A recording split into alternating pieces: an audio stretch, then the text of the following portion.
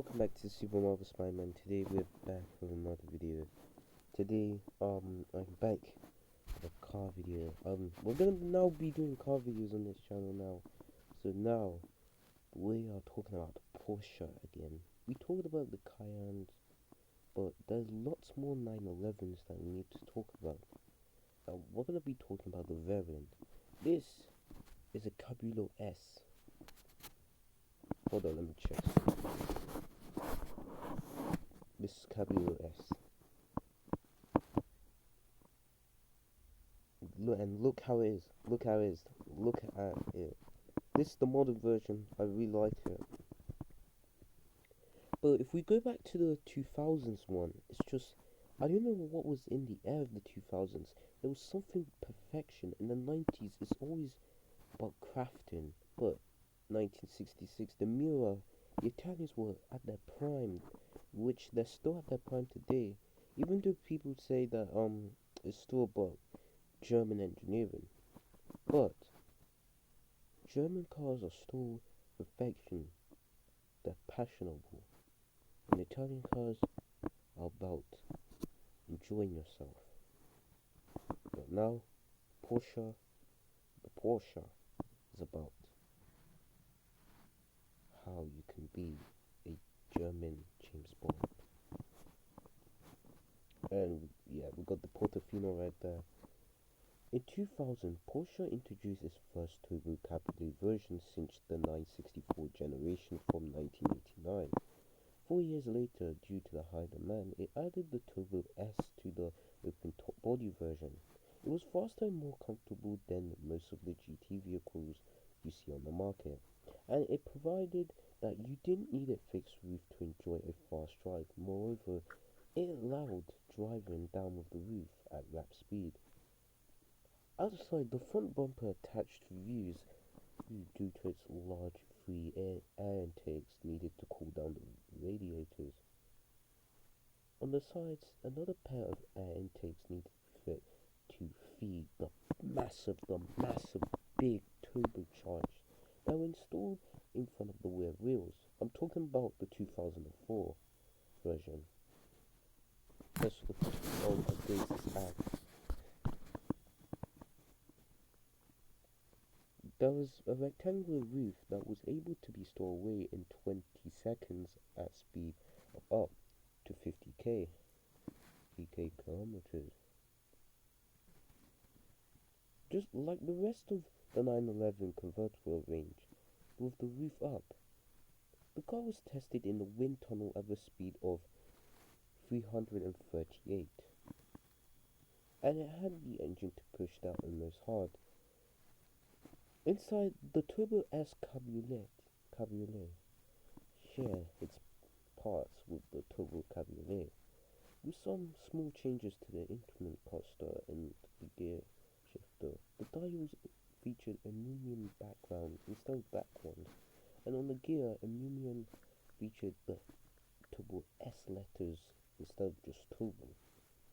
The 2004 version I'm talking about had a 3.6 liter twin turbo engine placed in the back as any Porsche 911. There was a choice of two transmission, a 6-speed manual, a 5-speed manual automatic gearbox. Even the override changed the gears and paddle shifters, but the 2004 version is just perfect how it is. Lovely, lovely, lovely. I think there's a lot more that we need to do to this.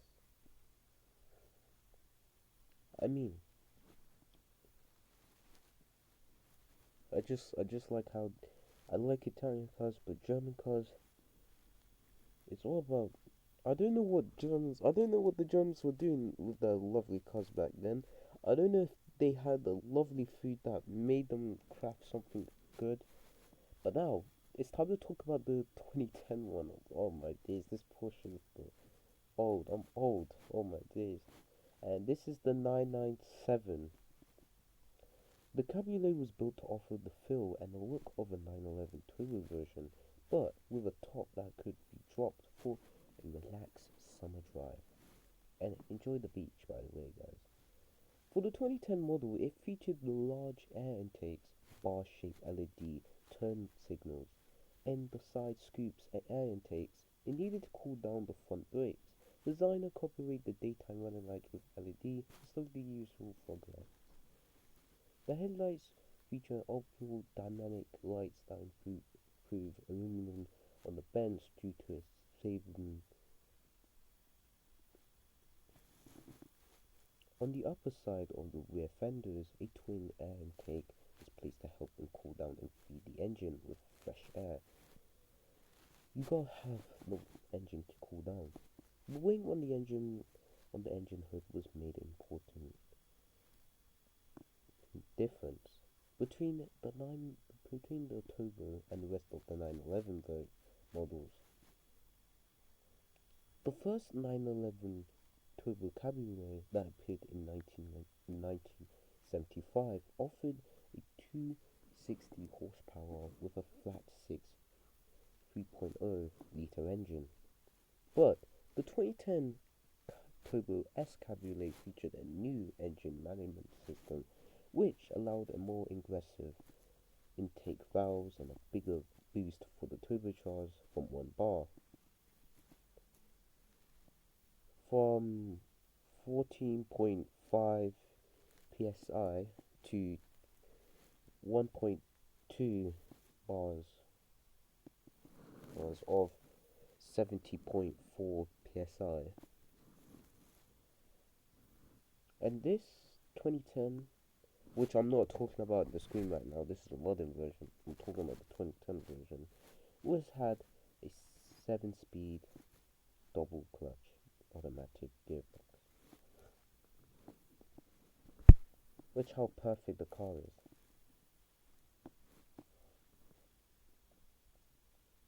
Now, it's time in 2013. For those who were not satisfied with the performance of the 911 Cabriolet, Porsche offered the Turbo S Cabriolet, which features some extra horses that keeps you happy, guys. As usual, every 911 generation starts with the Carrera models and the Turbo versions come later. It was always that same marketing strategy, and it worked well for Porsche. Porsche was very smart for that. The Turbo S made its way up into the public in 2014, together with its convertible sibling. In 1974, the first Turbo made it to the market. It wasn't until 1988 when the first generation of the Turbo Cabriolet was unveiled. It was a great balance between sport and luxury. The Turbo S version was the same fine GT, but with a sportier character. But the wide fenders were even larger than found on the Carrera 4 version. This offered a 560 horsepower flat 6 engine with a direct fuel injection, and it was aired by a pair of turbochargers.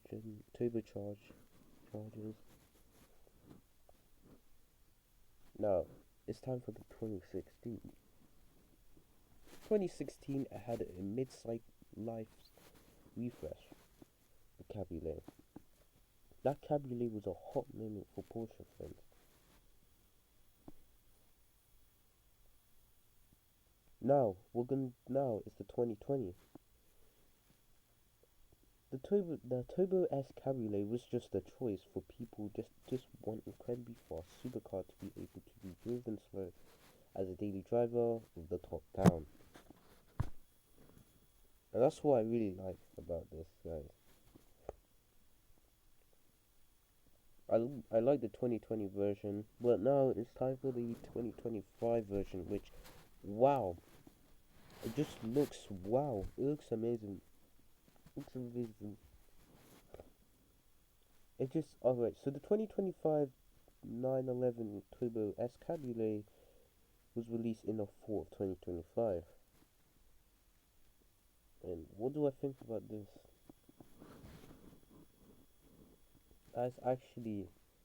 To be honest, it's just alright. It's alright. It's just the exact same as the 2020 model, but a lot more different. More some changes in that. I really like it. Very good. But this is hybrid. It uses Porsche's new T-Hybrid powertrain. But don't worry guys, the Turbo S Cabriolet still mixed sport and luxury together.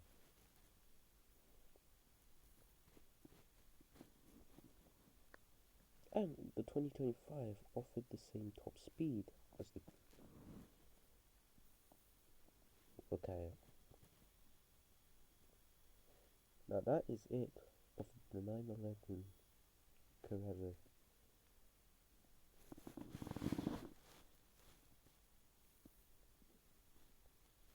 Design, beautiful.